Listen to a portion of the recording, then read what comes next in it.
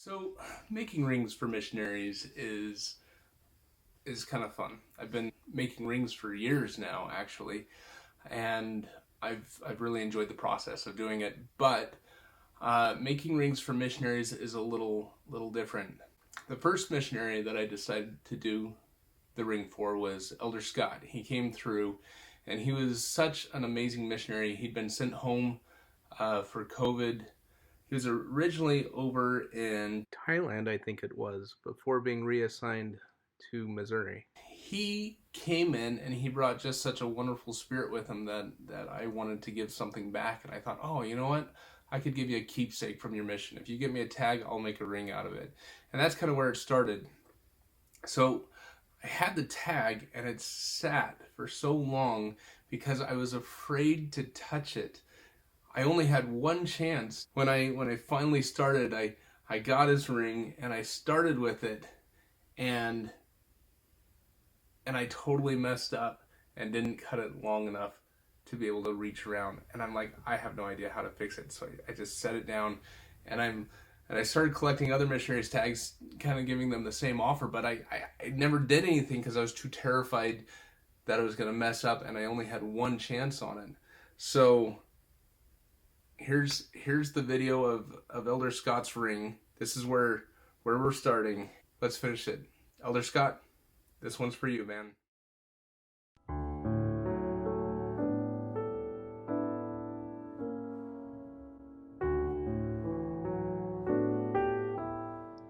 So the first thing we need to do is fill that large gap in the ring. And I've been wearing this little bracelet made out of 3D printed filament for about 3 weeks now. And I thought, this would make a great material to fill that part of the ring. So I melted some of it and I filled the ring.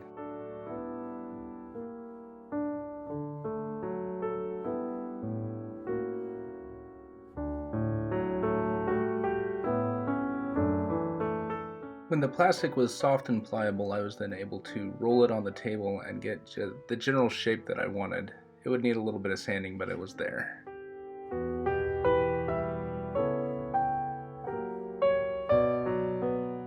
I spent a good amount of time sanding the ring by hand.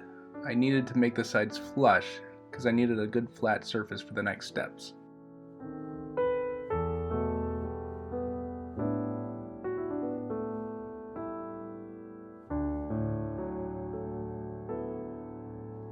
Now it was a time to attach wood to the side of the ring. This is a piece of Sacred Grove wood that I've had for a little while. It's actually taken from just off church property because you're not allowed to take anything from the church property.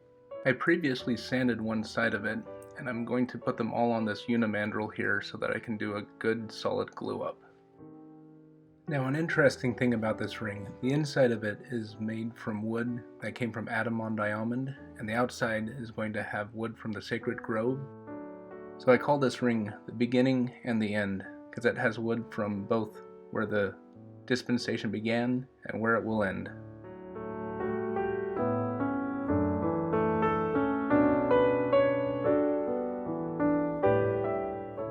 So I use a thin CA glue on all of my rings. I'm just spot gluing it in a couple of places to make sure that the ring and the wood stay attached.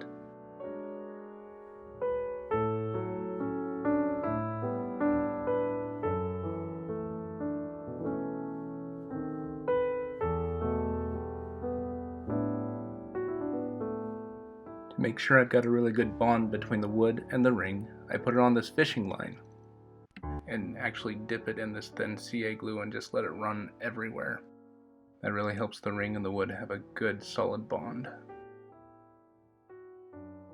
Next, I put the ring back on this 3D printed unimandrel, and I want to have wood on both sides of the ring, so it's going to be kind of like a book, like they do in woodworking. They'll take one piece of wood and cut it in half and lay it open. I'm going to kind of do the same thing with this ring. I'm going to cut the wood and move the one side of the book to the other side of the ring so we have two good bookends.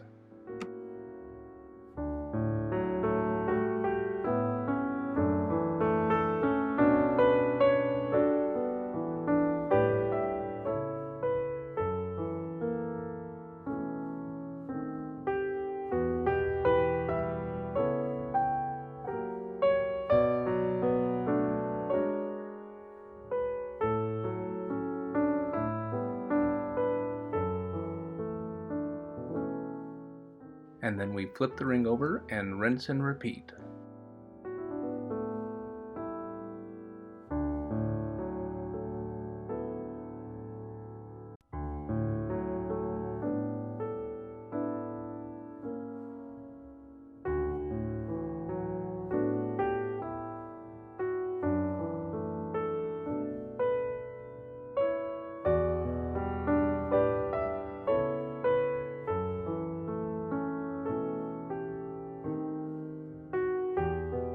Now that all the pieces were on, it was time to start sanding and filing to get this ring all put back into shape. It's kind of a good feeling to have all the pieces actually put in place. Here I've got to go in and I've actually got to sand down the inside of the ring, and more precisely I've got to sand down the inside of those two bookends that I put on because they are not flush with the inside of the ring.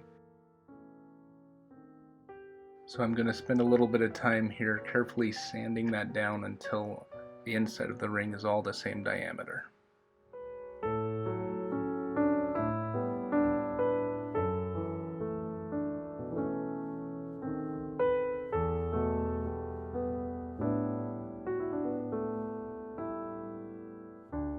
The one on one side of the ring is actually thicker than the other side right now, and I want them to be more uniform.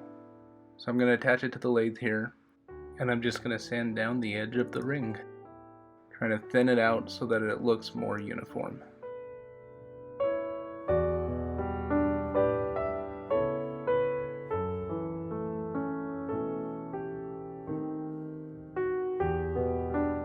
Now I've had some questions about this lathe before, and it's kind of my own creation. I took a cheap Chinese metal lathe and added a few parts, kind of raised up the tailstock and the headstock, and then I attached it all to the base of a sewing machine. I really didn't like the motor that it came with, so I attached it here and it's just running off a sewing machine motor. It's really nice because I can use the foot pedal and turn it on, turn it off, and adjust the speed as I go. Now, it's not very accurate, but it's also not very powerful, so I don't have to worry about hurting myself, and it gets the job done.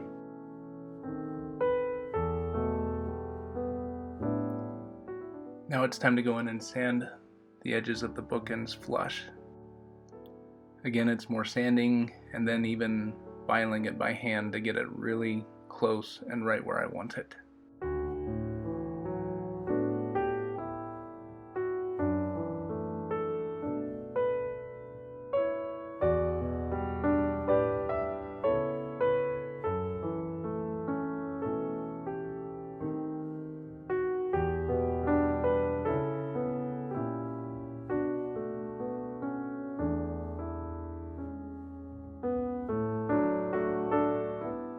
Next, I'm going to go in and round out the inside of the ring and give it a really nice comfort fit.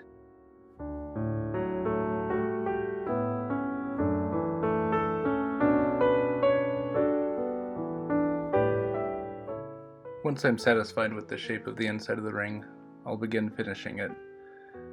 I'll work through my sandpapers and go from a low grit to a high grit and give it a nice, silky, smooth, comfortable feel and finish.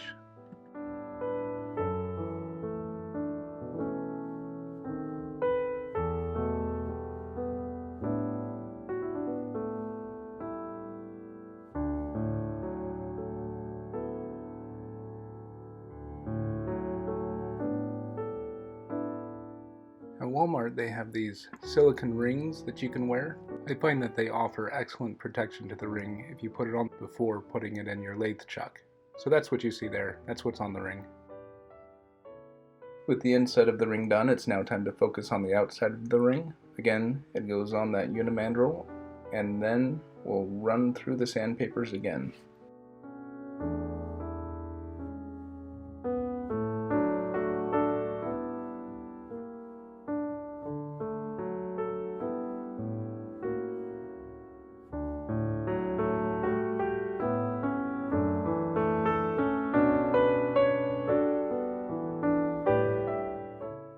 And the final step is just finishing the ring.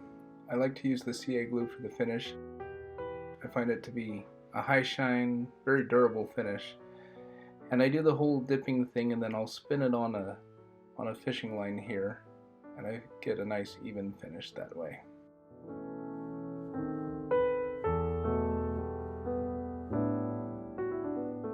And the big reveal.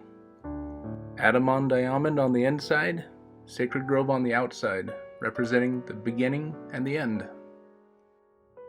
I think it looks pretty good. I was not expecting it to work out so well.